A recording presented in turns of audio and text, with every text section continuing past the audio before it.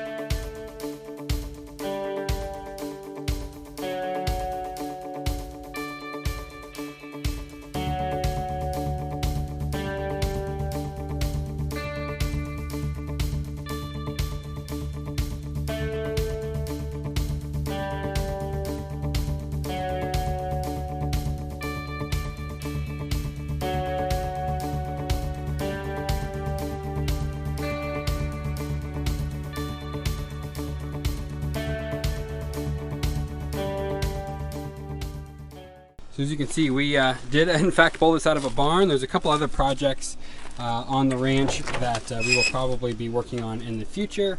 But overall, like I said, the truck is very high-end build. It's got really nice upholstery. You know, the style is a little bit, I don't know, I'll call it old man style, just with the color scheme and everything. It's, you know, a very high-end truck that was built probably, if I had to guess, sometime in the 90s.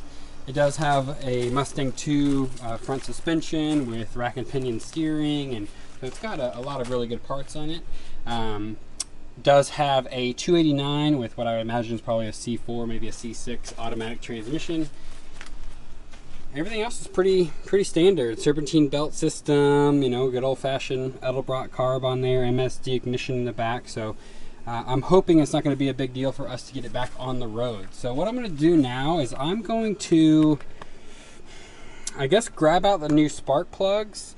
I already checked that it does have oil. The oil doesn't look too bad, so I think it's going to be fine for us to get fired up, and then we will just change it once the truck is up and running.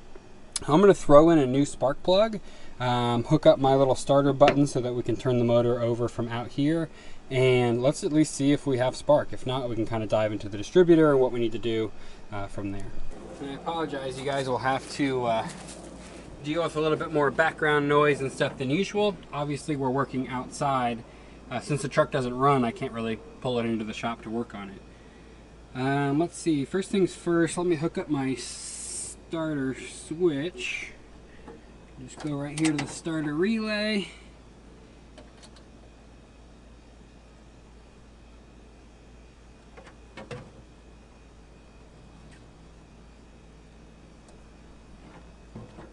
Make sure all the wires are clear.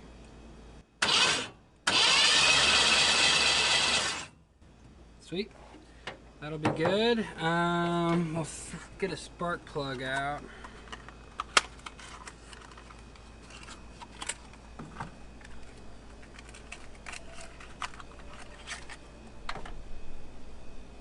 Hoping these are already gapped. Gap looks pretty much the same as what's coming off, so we're going to run with it for now. I can check that later. I'll put this in. Let me turn the ignition key on so that we can make sure we have power to our ignition system.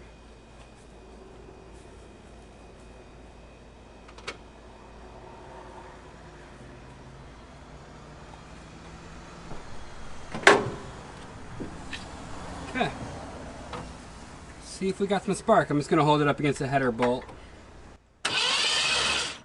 Oh yeah. We got spark. I think this is gonna come back to life pretty easy. Let's see, what do we want to do? Let's throw in all the spark plugs. I'll do that real quick. Put all the boots back on. We'll pull the air filter off. We'll just spray some carb cleaner or brake cleaner or some kind of flammable liquid just down the throat of the carb.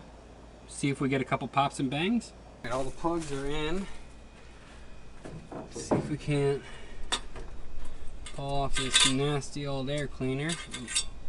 I mentioned we did get a new one of these, so that's not going to be needed. It should give us access to everything. We got a choke. Alright, what do you say we turn the ignition key back on, spray a little carb cleaner down there, see if it pops and bangs?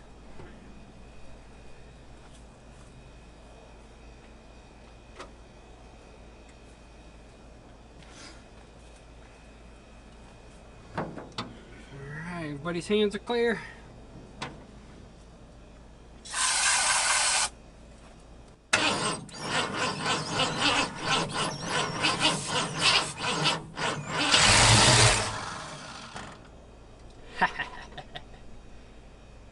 Let's go again.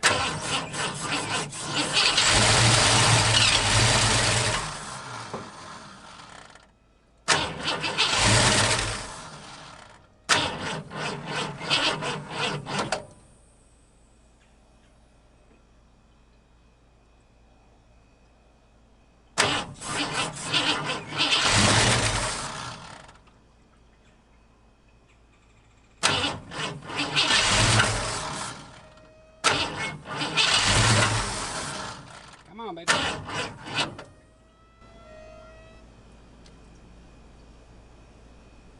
Let the starter have a little minute or so break, but that's pretty good. I think this thing's going to come back pretty easy. Alright.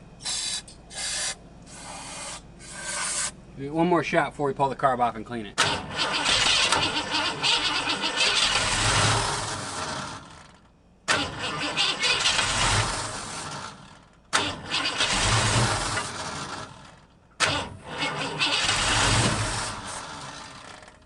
That's good enough for me. So let's pull that carb off. We'll bring it in the shop, clean it out, and see how it goes from there.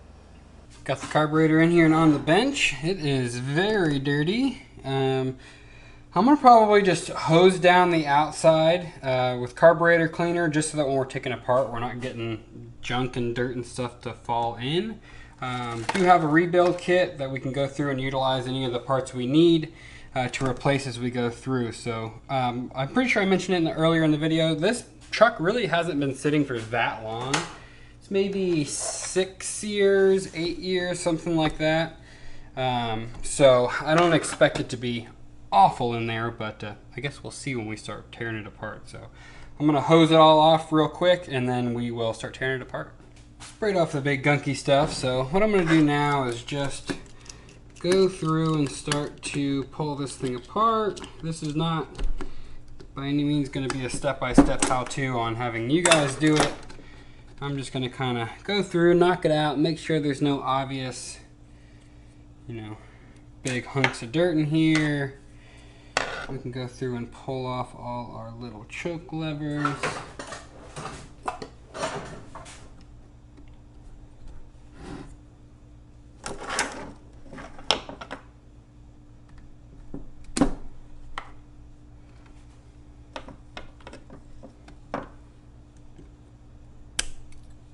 I actually have a spare one of these carbs that I used to run on my 69 Camaro before I switched over to fuel injection. So if this carb wasn't repairable, we would have a spare, but I don't think we're going to run into that problem. Let me just make sure I get my little pin out of here before I forget about it.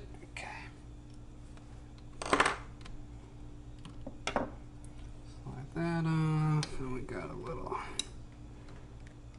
over here. Alright, we should be ready. Loosen these top screws. screws.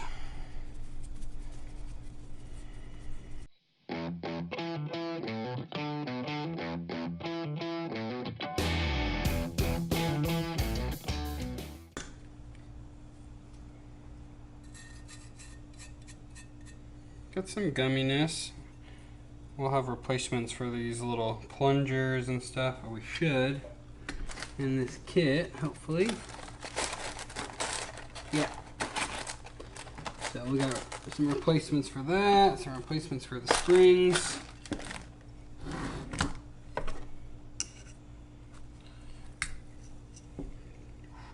Yeah, it's like rust. So that was definitely not going to run right. Cool. So I'm going to keep pulling this thing apart. You know, pull the secondaries and stuff off, and then we will bring you guys back when it's disassembled and we're starting to clean. I got the carburetor all the way disassembled, and I definitely am going to run these through the ultrasonic cleaner.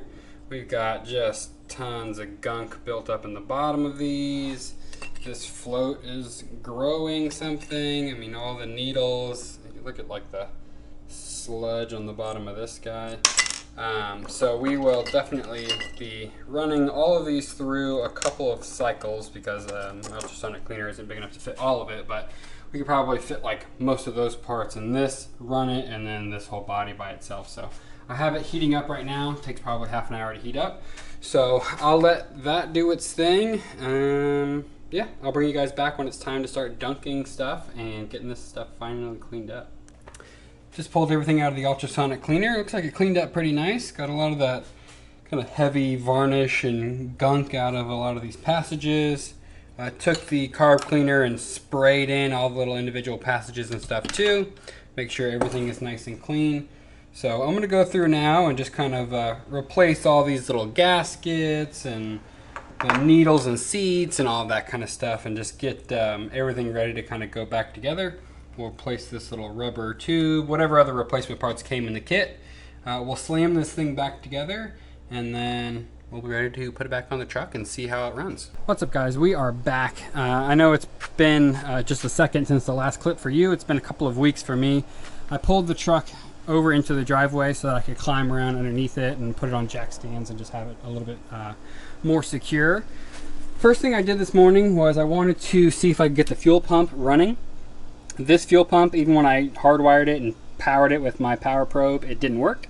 So I went ahead and swapped in just an Edelbrock, you know, kind of off the shelf replacement electric fuel pump. So we have that going now, running up to a new fuel filter into the carb. So I'll be able to fill that with fuel here in just a little bit. The other thing I figured out while I was messing with the wiring in this truck is very shoddy. Basically, almost nothing in the cab works. So there's like no power running to the key, there's no power anywhere else. So that's something we're going to have to address, you know, if we want this thing to actually get to the point of being a fully functioning vehicle. For now, I'm just trying to make sure we can actually get it running before we go to that point. So one of the things I figured out while I was hot wiring it is these two terminals here, which one, it looks like it goes to the power to the MSD box. I'm not sure what the other one goes to. They were on this left pole right here, which that's the wire that goes straight to the starter, which means that is only energized when you're cranking the engine. So before we were cranking and we had spark when it's cranking, and then if you remember, it would not, you know, we could kind of spray and spray and then it wouldn't stay running. And I'm 99% sure that's the reason. So I've got some wires kind of hooked up around here. I'm going to try and kind of hot wire this in the safest way possible. And we're going to see if we can get this thing fired up. First thing I'm going to do is hot wire these ignition posts straight to the battery.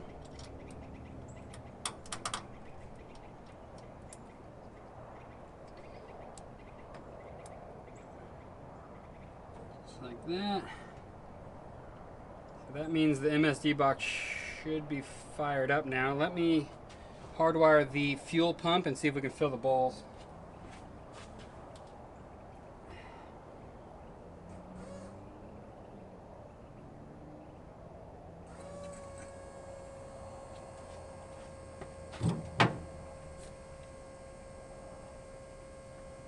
Okay. Let's hit the key and see what happens here. Or, by the key, I mean my power probe.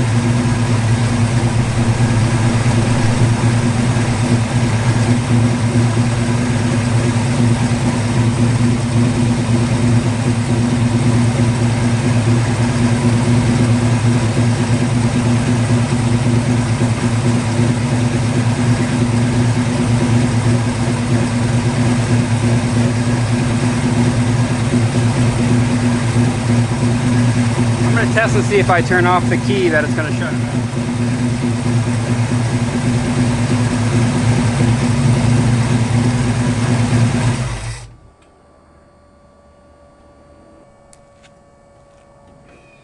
Sweet. Let's fire it back up.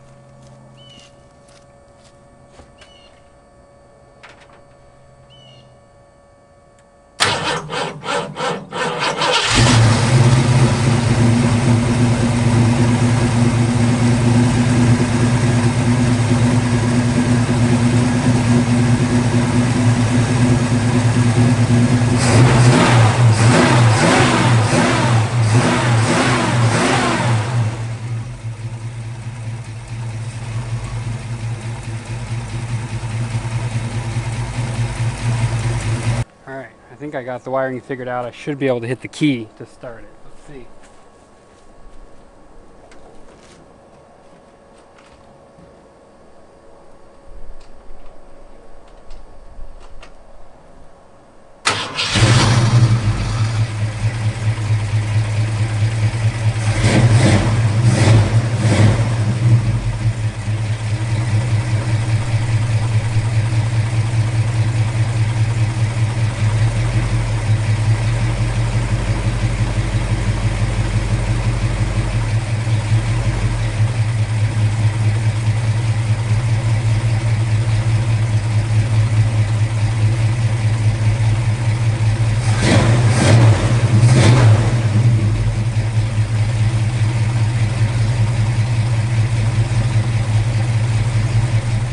Did a quick oil change on it. Everything else seems to be good to go, aside from I'm going to need to have somebody come over and help me bleed the brakes. I'm just not getting a good bleed on them with my Mighty Vac or my vacuum bleeder.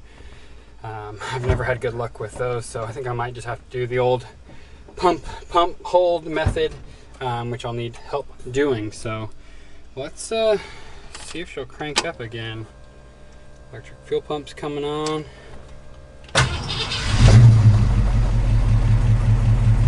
Not bad, not bad.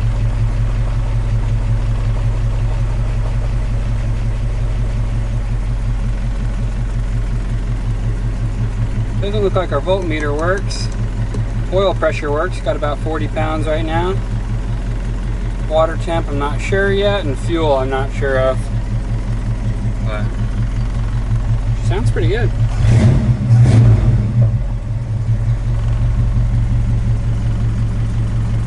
Give you a little sound on the outside.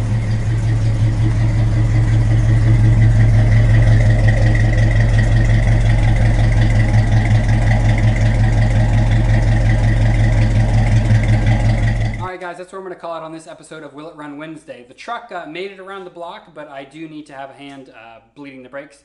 I can never get a good bleed with my Mighty Vac or my pneumatic bleeder, so I need to figure out a better way to bleed brakes by myself. I have one of those kind of motion, like cans you fill up and you can like pump it. It just doesn't work all that well with like old school master cylinders. It's more for like a modern, you know, BMW or something like that. So we'll figure that out, but I'll probably just go the old school method and have a buddy, you know, jump in the car and pump it up and hold it. So once the brakes are bled, I mean, that thing is pretty close to being roadworthy. Whoever ends up buying the truck, because it is going to be for sale, really should go through and just like probably do a proper full brake flush with new fluid. Definitely going to need new tires. I would do a transmission flush and probably like diff oil and all that kind of stuff, just because the truck's been sitting for a long time. But for what we wanted, to be able to drive it up onto a trailer and back down without having to use a winch, it's perfect. So I hope you guys enjoyed this one. I think it was probably on the choppy side just because it was about 2 months start to finish. But we could only work on the truck kind of in our spare time and in between customer builds. And I didn't want to put any customers' bikes on the back burner in order to work on that truck. It was kind of just a friend of a friend deal. So that's why it took a little bit longer. But hey, it's going now, and we can get it out of the yard and move on to the next Will It Run project, which will probably be, I don't know. We have the parts in for the Triumph. So I want to try and get the new Triumph going. I have, I don't know, a couple other things around here that don't work, so we'll find something to get running hopefully next week, if not maybe 2 weeks from now. So I appreciate you guys watching, and I'll see you then.